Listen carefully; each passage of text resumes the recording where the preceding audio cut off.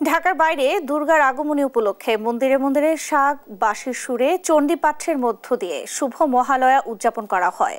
নারায়ণগঞ্জে রোববার সকালে মহালয়া উদযাপন করা হয়েছে।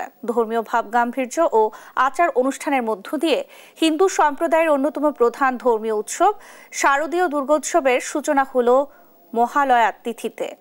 ব্রাহ্মণবাড়িয়া শহরের শিববাড়ি পুষ্পাঞ্জলি সংসদ, সারদা সংঘ, রামকৃষ্ণ মন্দির পূজা মণ্ডপ সহ বিভিন্ন পূজা মণ্ডপে চণ্ডীপাঠ ও দেবী দুর্গার আগমনী সঙ্গীত পরিবেশনের মধ্য দিয়ে মহালয়া উদযাপন করা হয়। শুভ মহালয়ার পূর্ণ প্রভাতে দেবী আবাহনের মধ্য দিয়ে হিন্দু ধর্মাবলম্বীদের সর্ববৃহৎ ধর্মীয় উৎসব শারদীয় দুর্গাপূজার শুভ সূচনা হয়েছে ময়মনসিংহে দুর্গাবাড়ি নাট মন্দিরে।